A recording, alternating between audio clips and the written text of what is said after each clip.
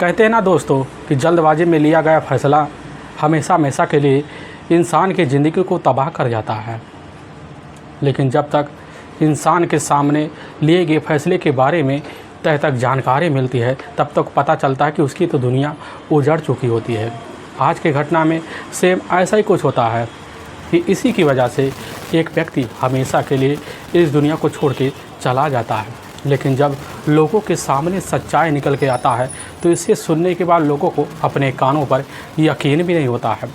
आज की घटना में क्या था, आज की घटना में क्या हुआ, आज की घटना की आप पूरी तरह तक सच्चाई जानने के लिए इस वीडियो को आप लास्ट तक जरूर देखिएगा।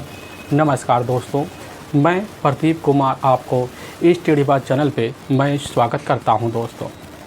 दोस्तों आज की यह जो घटना है, यह घटना सुनाने से पहले मैं आपसे छोटा सा रिक्वेस्ट करना चाहता हूं, क्योंकि आप अगर हमारे चैनल पर नए आए हुए हैं और पहली बार वीडियो देखने के लिए आए हुए हैं तो एक बार जाकर अपने इन्हीं प्यारे हाथों से आप एक बार हमारे चैनल को सब्सक्राइब कर दीजिए, ताकि आपकी वजह से इस वीडियो को ज़्यादा से ज़्यादा लोगों तक पहुँचाया जा सके। क्योंकि आज का यह वीडियो है काफ़ी इम्पोर्टेंट होने वाला है।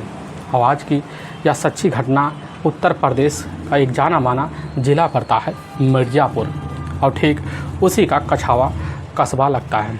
उसी के करीब कनकसराय गांव पड़ता है। मैं बात कर रहा हूं 4 नवंबर 2018 का सुबह का टाइम होता है। तो कनकसराय के गांव के कुछ नौजवान होते हैं जो उस समय अपने ही गांव के बाहर टहलने के लिए निकल जाते हैं। मॉर्निंग वॉक पे होते हैं, तभी टहलते टहलते कुछ दूरी सफ़र तय कर लेते हैं। कुछ दूर पर एक ईंट भट्ठा होता है, तो साइड में खड़े होकर मौके पर कुछ वहाँ पर राय मशवरा लोगों के साथ लेना शुरू कर देते हैं। तब उनकी नज़र वहाँ झाड़ी में पहुँच जाती है। तो झाड़ी में देखती है कि एक युवक का लौलवान डेड बॉडी वहीं पर पड़ा हुआ है।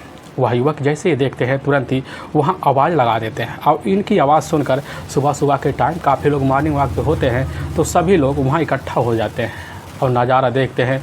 देखने के बाद दंग सा रह जाते हैं। इसकी सूचना कनकसराय के गांव के चौकीदार को दिया जाता है। गांव के चौकीदार जैसी खबर पाते हैं वह भी उसी जगह पहुंच जाते हैं। देखते हैं कि वहां पर ग्रामीणों का भीड़ लग चुका होता है। तो ग्रामीणों को भीड़ को हटाते हैं। हटाने के बाद चौकीदार जैसे ही डेड बॉडी को देखते हैं तो वह भी सहम से जाते हैं। अब उनको यह मामला गंभीर लगता है, तो अपने ही नज़दीकी पुलिस थाने कछावा में फ़ोन कर देते हैं। वहाँ के एसएचओ विजय प्रताप सिंह जैसे ही खबर पाते हैं ऐसे बड़े अधिकारी को भी सूचना भिजवा देते हैं और साथ में फोरेंसिक टीमों को भी खबर कर देते हैं। डॉग स्क्वाड टीम भी खबर पा जाती है और एसएचओ जो होते हैं अपनी टीम को लेते हैं। लेने के बाद अब कनकसराय के गांव के उसी भट्टे के पास पहुंचते हैं। देखते हैं ग्रामीणों का भीड़ लगा हुआ पहले से पड़ा हुआ है, लेकिन ग्रामीण की भीड़ जैसे ही यहाँ पुलिस की जिप्सी देखती है तो अपने आप छटना शुरू हो जाती है। अब एसएचओ विजय प्रताप सिंह उस घटनास्थल पर पहुंचते हैं। देखते हैं कि वहाँ डेड बॉडी तो पड़ी हुई है। एक व्यक्ति का लहूलुहान बॉडी है, पूरा सर खून से लथपथ हुआ होता है। देखने में उनका पूरा यकीन सा हो जाता है कि इस व्यक्ति से इसकी मारकर हत्या कर दी गई है। पुलिस पूरे बॉडी को चेक करना शुरू कर देती है, लेकिन उसी के जेब में कुछ भी पुलिस को ऐसा सबूत नहीं मिलता कि उस व्यक्ति का पहचान किया जा सके। लेकिन पुलिस उस घटनास्थल का जब छानबीन करती है तो पता चलता है ज़मीन पर तो एक बूंद भी नहीं गिरा खून का। तो पुलिस को यकीन हो जाता है कि असल में इस व्यक्ति की हत्या कहीं और की गई है और बॉडी लाकर यहाँ डंप कर दी गई है। लेकिन पुलिस तब भी उस घटनास्थल का बारीकी से निरीक्षण करना शुरू कर देती है। लेकिन कुछ दूर पर एक झाड़ी और होता है। उसी झाड़ी में एक जली हुई पर्स होती है और साथ में आधार कार्ड होता है। लेकिन पुलिस जब देखती है तो पता लगता है तो वह तो साफ साफ नहीं दिख रहा है। अब पुलिस उधर इस बॉडी को अच्छे से वहीं पंचनामा कर लेती है। पंचनामा करने के बाद पुलिस को पूरा यकीन हो जाता है कि इस व्यक्ति की उम्र लगभग यही 22 से 24 साल के बीच है। पुलिस तुरंत उस व्यक्ति का फ़ोटो शूट करती है और वहाँ पर फोरेंसिक टीमें भी आ जाती है। फोरेंसिक टीमें अपने हिसाब से कुछ सबूत को इकट्ठा कर लेती है। साथ में डॉग स्क्वाड की टीम भी आती है और डॉग स्क्वाड की जो टीम आती है वह उस डेड बॉडी को एक बार सूंघती है। सूंघने के बाद लगभग गांव के 5-6 बीघा की दूरी का कई बार चक्कर लगाती है, लेकिन डॉग स्क्वाड टीम को कुछ भी अहम सबूत नहीं मिलता। इधर पुलिस की टीम अब उस व्यक्ति का फ़ोटो खींचने के बाद सबसे पहले जितने भी नज़दीकी पुलिस थाने हैं सब में भिजवा देती है, क्योंकि वहाँ उस व्यक्ति का शिनाख्त नहीं हो पाया था। इसीलिए पुलिस सोच बैठती कि हो ना हो यह व्यक्ति कहीं यहीं पास का रहने वाला होगा। जब भिजवा देती है पुलिस, इधर उस व्यक्ति के बॉडी को तुरंत ही अपने नज़दीकी सरकारी अस्पताल के मोर्चरी में भिजवा देती है। इधर पुलिस की टीम अपने थाने लौटाती है। विजय प्रताप सिंह अपने कुछ सिपाहियों के साथ बैठकर अपने ही थाने में मीटिंग करना शुरू कर देते हैं। लगभग वही दोपहर का टाइम हो जाता है और तभी उन्हीं के सामने एक लगभग बुजुर्ग अवस्था में एक व्यक्ति होता है जो काफ़ी हाथ दाब रहा होता है। उन्हीं के सामने पहुंचता है, कहने लग जाता है कि साहब हम मझवा गांव के रहने वाले हैं और हमारा नाम है हकीम अंसारी। हमारा एक अपना बेटा है सद्दाम अंसारी, जिसकी उम्र 22 साल के आसपास है। हमारा बेटा कल शाम को लगभग यह बोल के निकल गया कि पिताजी कुछ अर्जेंट काम मान पड़ा है तो हम बाज़ार जा रहे हैं, लेकिन दोबारा लौट के नहीं आया। हमने अपने बेटे सद्दाम अंसारी की काफ़ी तलाशी की, लेकिन उसका कहीं अता पता नहीं चल रहा है। लेकिन हमें कुछ व्यक्तियों के द्वारा पता चला कि उसकी डेड बॉडी कनकसराय गांव में मिली हुई है। अब पुलिस जैसी यह बात सुनती है, सुनने के बाद हकीम अंसारी से कहने लग जाती है कि एक डेड बॉडी उसी गांव जो मिली हुई है, आप एक बार फ़ोटो दिखाइए। अब हकीम अंसारी तुरंत ही अपने पास अपने बेटे का जो फ़ोटो होता है निकाल के दिखा देते हैं और फ़ोटो देखते हैं तुरंत ही SHO विजय प्रताप सिंह फ़ोटो देखकर पहचान जाते हैं कि वही डेड बॉडी से यह फ़ोटो तो मैच कर रहा है। पुलिस को यकीन हो जाता है कि यह डेड बॉडी ज़रूर सद्दाम अंसारी की है। पुलिस उनको कुछ दिलासा देती है, लेकिन इधर जैसे ही अब दोबारा उस फ़ोटो को मोबाइल में निकाल कर हकीम अंसारी को दिखाते हैं तो फ़ोटो को देखकर हकीम अंसारी पहचान लेते हैं कि साहब यही तो हमारा बेटा सद्दाम अंसारी है और वहीं पर ज़ोर ज़ोर से रोना शुरू कर देते हैं। SHO अब जो होते हैं विजय प्रताप उनको समझाते बुझाते सत्वाना देते हुए कहने लग जाते हैं कि तुम्हारे बेटे के साथ न्याय होगा, जिसने भी तुम्हारे बेटे के साथ किया होगा उसको जल्द से जल्द सज़ा मिलेगी। अब इधर विजय प्रताप सिंह हकीम अंसारी को साथ लेते हैं। लेने के बाद अपने नज़दीकी सरकारी अस्पताल में मोर्चरी में पहुंच जाते हैं, वहां डेड बॉडी निकलवाते हैं। तो इधर जैसे ही अब हकीम अंसारी डेड बॉडी को देखते हैं, तुरंत ही धाड़े मारकर वहीं चीख चिल्ला पड़ते हैं। डेड बॉडी को देखकर पहचान लेते हैं कि यही हमारा बेटा सद्दाम अंसारी है। पुलिस इधर जो होती है अब हकीम अंसारी से कुछ पूछताछ करने के बाद उन्हीं की तहरीर पर अज्ञात अपराधी के विरुद्ध हत्या का मुकदमा दर्ज कर लेती है। इधर पुलिस की टीम अपने थाने लौट आती है और इधर हकीम अंसारी अपने घर चले जाते हैं। पुलिस इस केस की जांच पड़ताल करने के लिए दूसरे दिन ही एक टीम का गठन कर देती है। वह टीम जो होती है तुरंत ही अब इधर हकीम अंसारी के घर जाती है।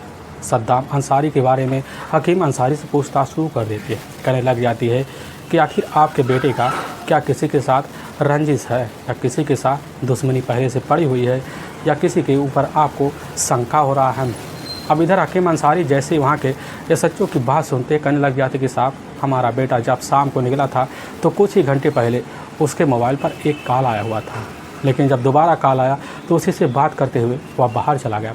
और पुलिस जैसे ही हकीम अंसारी से मोबाइल के बारे में जानकारी पता पाती है, तुरंत पुलिस की टीम जो होती है हकीम अंसारी से ही इधर आप सद्दाम अंसारी का मोबाइल नंबर ले लेती है। लेने के बाद पुलिस की टीम उस मोबाइल नंबर का पूरा CDR डिटेल चेक करते हैं। यहाँ रहने की घटना वाली दिन का 3 नवंबर का भी CDR डिटेल चेक किया जाता है। और लेकिन जब पुलिस CDR डिटेल चेक करती है, पता लगता है कि एक नंबर पर रात में लगभग वही 10 बजे के आसपास कई मिनट बात हो रहे थे और जब बात हो रहे थे फ़ोन उसी बीच कट भी जाता है। लेकिन पुलिस जब उस नंबर के बारे में पूरी जानकारी लेती है, पता चलता है इस नंबर पर तो कई महीनों से लगातार कई बार बातें हो रहे थे। पुलिस को यकीन हो जाता कि उसी नंबर में कुछ ना कुछ रहस्य छुपा हुआ है। जब उस नंबर का पूरा कॉल डिटेल नाम पता निकालती, पता लगता है यह नंबर किसी मानसी नाम की एक युवती का है, जिसका काल्पनिक नाम है, जो इसी रामपुर पड़ेरी की रहने वाली है।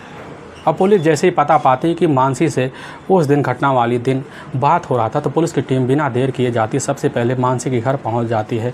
तो पुलिस की टीम इधर मानसी से कुछ पूछताछ शुरू कर देती है, लेकिन पुलिस को जैसे ही मानसी देखती है, देखने के बाद थर थर काँपना शुरू कर देती है। पुलिस 1-2 बार मानसी के ऊपर दबाव मारती है। मानसी तुरंत ही कहने लग जाती कि साहब हाँ, हमारा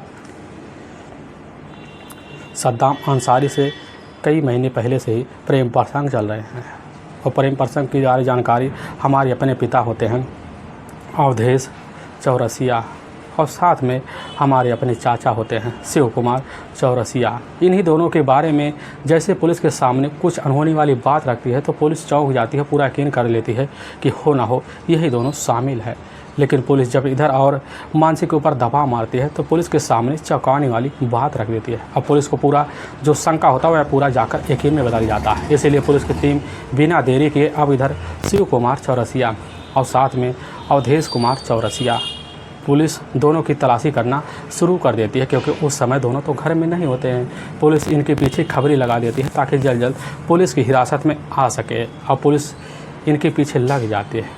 लगभग 2 दिन का वक्त बीत जाता है, लेकिन तभी 6 नवंबर 2019 का वही दोपहर का टाइम होता है। उसी बीच खबरी के द्वारा पुलिस को पता चल जाता है कि इस समय अवधेश और साथ में शिव कुमार दोनों जो स्टेशन का मुख्य गेट है उसी के सामने दोनों एक हाथ में बैग लिए हुए खड़े हुए हैं। पुलिस की टीम जैसे ही खबरी के द्वारा खबर पाती है तुरंत ही एक जाल बिछा देती है। उसी जाल के तहत जाकर पुलिस की टीम दोनों को उसी रेलवे स्टेशन से उन दोनों को अपनी कस्टडी में लेती है और थाने ले आती है।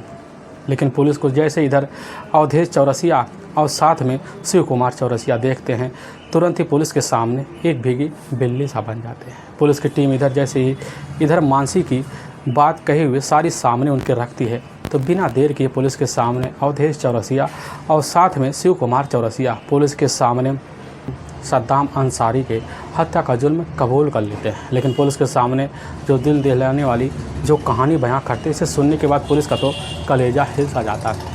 असल में इसी उत्तर प्रदेश का जाना माना शहर पड़ता है मिर्ज़ापुर, उसी का कछावा थाना लगता है और उसी में एक रामपुर पटेरी गांव पड़ता है। उसी गांव के रहने वाले होते हैं अवधेश चौरसिया, अपनी पत्नी भी होती है, उनके टोटल 2 बच्चे भी होते हैं, जिनमें सबसे बड़ी जो बेटी होती है वह होती है मानसी। मानसी की उम्र होती है लगभग वही 20 साल के आसपास होता है। लेकिन इधर अवधेश चौरसिया के पास उनके हिसाब से खेती भी होती है। उसी ज़मीन की बदौलत उनमें जाकर कुछ फल फूल उगाते हैं, जिसकी वजह से उनके पास ठीक ठाक पैसे आ जाते हैं। इधर अवधेश चौरसिया का जो परिवार होता है काफ़ी सुखीमय परिवार होता है, अपने बच्चों को पढ़ाने में कोई कसर भी नहीं छोड़ते हैं। लेकिन जो सबसे बड़ी बेटी होती है मानसी, उस समय भी काम की 3य वर्ष की पढ़ाई कर रही होती है। तभी उसी के ही कॉलेज का एक अपना सहपाठी होता है, वह कोई और नहीं होता है, वह होता है सद्दाम अंसारी। सद्दाम अंसारी जिसकी उम्र होता है वही लगभग 22 साल के आसपास होता है, जो मझवा गांव का ही रहने वाला होता है। उसके जो अपने पिता होते हैं वह होते हैं हकीम अंसारी। हकीम अंसारी की भी अपनी पत्नी होती है, लेकिन उनकी हैसियत इतनी नहीं थी कि अपने बेटे को आगे की पढ़ाई के लिए खर्चा वर्चा दे सके। कैसे ना तैसे कर अपने बेटे सद्दाम अंसारी को उसी कॉलेज में दाखिला करवा देते हैं। लेकिन 3रा साल भी चल रहा होता है। लेकिन उसी बीच इधर सद्दाम अंसारी की मुलाकात जाकर अब मानसी से हो जाता है। और लेकिन जैसे ही सद्दाम अंसारी मानसी को देखता है अपने ही कॉलेज में, उसकी खूबसूरती को देखकर दीवाना हो पड़ता है। उससे मिलने के लिए काफ़ी हथकंडे अपनाता है, यहाँ तक कि अपने दोस्तों से बार बार इसी बात का जिक्र करता है। तभी उसकी अपने करीबी दोस्त होता है, उसी के द्वारा जाकर मानसी से इधर जाकर सद्दाम अंसारी का मुलाकात हो जाता है। लेकिन मानसी जैसे इधर सद्दाम अंसारी को देखती है, देखने के बाद भी उसके मन को भांप लेती है कि आखिर सद्दाम अंसारी चाहता क्या है। और दोनों के बीच धीरे धीरे दोस्ती होता है। लेकिन जब दोस्ती बढ़ता है कि धीरे धीरे दोनों के बीच मुलाकातें भी बढ़ जाती हैं और साथ में उठना बैठना, साथ में आना जाना, धीरे धीरे इन दोनों के बीच प्रेम प्रसंग चालू हो जाता है। लेकिन जब प्रेम प्रसंग चालू हो जाता है तो इसी भी सद्दाम अंसारी जो होता है अपने ही बाज़ार जाता है, वहाँ से एक बढ़िया सा स्मार्टफोन लाकर मानसी को पकड़ा देता है। मानसी जैसे स्मार्टफोन पाती है तो काफ़ी खुश हो जाती है और उसी से ही अब आए दिन चोरी छुपे मानसी सद्दाम अंसारी से फ़ोन पे बात करना शुरू कर देते हैं। दोनों रातें में काफ़ी घंटे बात होती रहते थे। लेकिन जब तक सद्दाम अंसारी का मानसी से बात ना हो जाता तब तक उसका दिन अच्छा भी नहीं जाता। इन दोनों के बीच प्रेम प्रसंग के जो चर्चे होते हैं पूरी तरह से उस मोहल्ले में गूंज भी जाते हैं। अब यह सिलसिला चलना शुरू हो जाता है। लेकिन तभी कूजने की वजह से इसकी खबर जाकर इधर मानसी के जो अपने पिता होते हैं अवधेश चौरसिया के कानों में पहुँच जाता है। और जैसे ही पहुंचता है काफ़ी भन्ना से जाते हैं। उनको ऐसा लगता है कि हमारे पैरों नीचे से आज तो ज़मीन खिसक जाएगी। अपनी बेटी इधर मानसी को बुलाते हैं, उसे पूछताछ करना शुरू कर देते हैं। पहले तो मानसी इधर उधर की बातें करती है, लेकिन जब उनको पूरा यकीन होता है कि हमारी बेटी जो कर रही है वह काफ़ी गलत कर रही है, अपनी बेटी को ही डांट डपाट लगाते हैं, तो मानसी अपने पिता के सामने कह बैठती है कि हाँ, हमारा एक अपने ही कॉलेज का रहने वाला सद्दाम अंसारी के साथ अफेयर चल रहा है।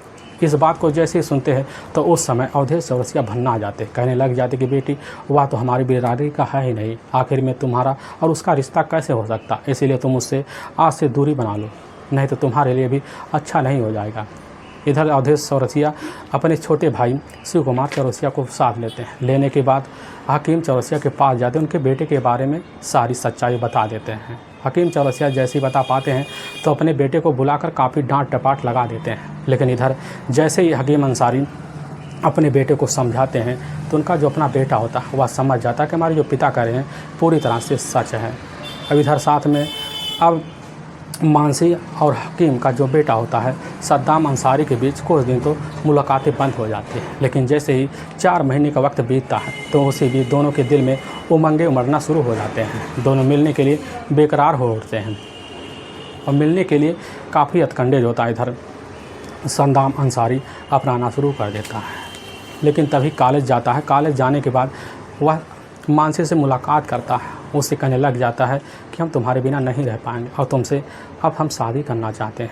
मानसी कह देती है कि तुम तो अलग बिरादरी को, हम तो अलग बिरादरी को, हमारी दोनों शादी तो नहीं हो सकती। लेकिन वहाँ पर सद्दाम अंसारी कहने लग जाता है क्यों ना चले हम दोनों भाग चले, भले इस दुनिया को रिश्ते को कोई स्वीकार ना करेगा। अब इधर जैसे ही माँ से सुनती कहने लग जाती कि ठीक है तुम जो कह रहे हो ना पूरी तरह से सही है, हम दोनों भाग चलेंगे तो हमारी ज़िंदगी संवर जाएगी। और उसी प्लान में इधर मानसी और साथ में सद्दाम हकीम लग सा जाते हैं, अपने फिराक में लगे पड़े होते हैं। लेकिन तभी इसकी जानकारी जाकर इधर मानसी के जो पिता होते हैं अवधेश चौरसिया को लग जाता है और जैसे ही पता पाते उसी दिन से अपनी बेटी के ऊपर निगाह रखना शुरू कर देते हैं और कड़ाई के साथ, यहाँ तक अपने छोटे भाई शिव कुमार चौरसिया को भी बोल देते हैं अगर कहीं भी देख जाए सद्दाम अंसारी तुरंत इस चीज़ की हमें खबर दी जाए। इधर शिव कुमार चौरसिया भी लग जाते हैं, दोनों फिराक में लगे रहते हैं, कब वो हमारे हथकंडे जड़े, कब उसका हम काम तमाम करें। इधर कुछ टाइम तो बीतता है, दोनों का तोड़ छुपे मिलान होना शुरू हो जाता है। दोनों एक दूसरे की मुलाकातें कर अपनी ज़रूरत तो पूरा कर लेते हैं, लेकिन वक्त गुजरने लग जाता है। तभी 3 नवंबर 2018 का वही लगभग रात का 9 बजे का आसपास टाइम होता है। तो इसी बीच मानसी जो होती है अपने पिता के दूसरे साइड में एक कमरा होता है, वहीं पर आए दिन सोती रहती है।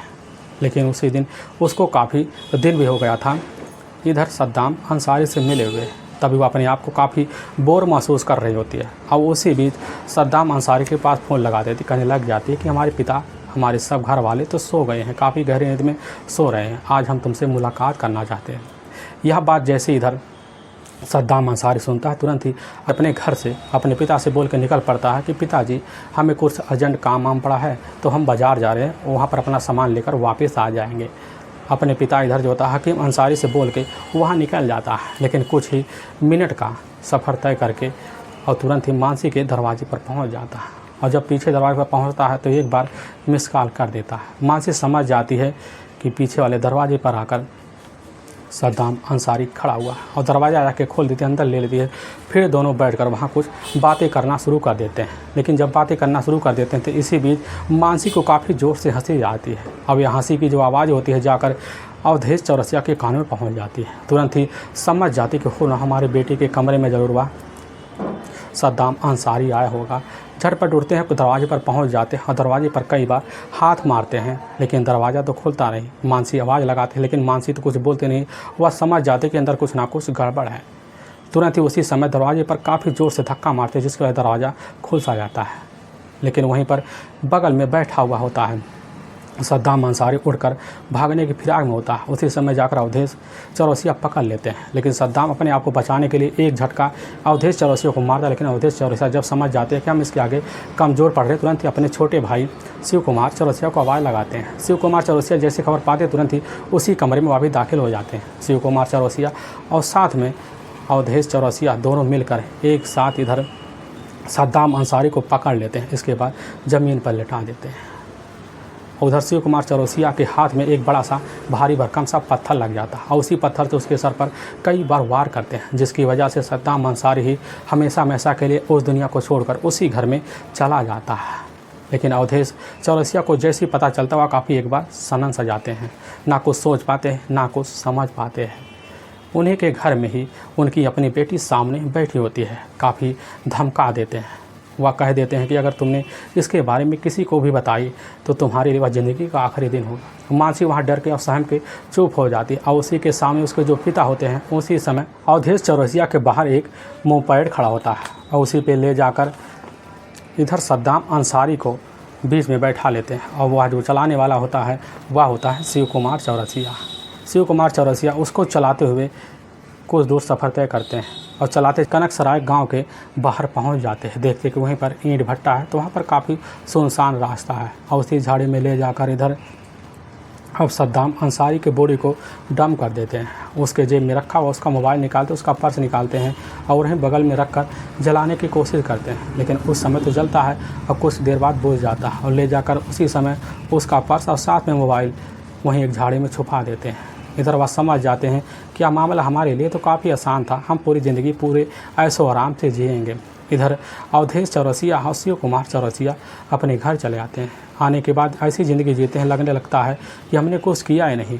लेकिन पुलिस जैसे दूसरे दिन इनके ऊपर शंका के तहत इनकी छानबीन करना शुरू कर देती है। इनको इधर पता लगता है, तुरंत ही घर से दोनों फरार हो जाते हैं। लेकिन पुलिस की टीम इधर जो होता है हकीम अंसारी के ही तहरीर पर जो शंका होता है जाकर उधर उनकी अपनी बेटी होती है मानसी के ऊपर पुलिस जब दबाव मारती है तो पुलिस के सामने सारी सच्चाई जो होता है डर की वजह से अपने पिता के बारे में बता देती है। इसीलिए पुलिस की जो टीम होती है पूरे सबूत के साथ अवधेश चौरसिया और शिव कुमार चौरसिया की तलाशी करना शुरू कर देती है। खबरी लग जाती है, खबरी जो होते हैं पुलिस के द्वारा इनको अपने कस्टडी में लगा लेते हैं। लेकिन वाकई में दोस्तों पुलिस के सामने जो सच्चाई है अवधेश चौरसिया और साथ में शिव कुमार चौरसिया दिल दहला देने वाले रखने से सुनने के बाद लोगों को तो अपने कानों पर कतई यकीन भी नहीं होता है कि आखिर एक व्यक्ति जल्दबाजी में कैसा फैसला ले सकता है। लेकिन पुलिस की जो टीम होती है इन दोनों को ले जाती है, वहाँ के ही कोर्ट में पेश कर देती है। कोर्ट में इन दोनों के ऊपर काफ़ी गंभीर धारा में मुकदमा दर्ज कर लिया जाता है। ले जाकर इन दोनों को वहाँ के ही जेल में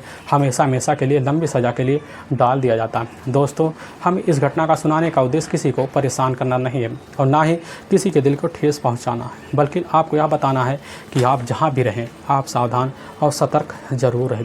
दोस्तों अगर आपको यह वीडियो पसंद आ रहा है तो इस वीडियो को जाकर आप एक बार लाइक और सब्सक्राइब और शेयर ज़रूर कर दें, जिससे हम आपके बहुत आभारी रहेंगे। फिर मिलेंगे नेक्स्ट वीडियो लेकर, तब तक के लिए जय हिंद और जय भारत।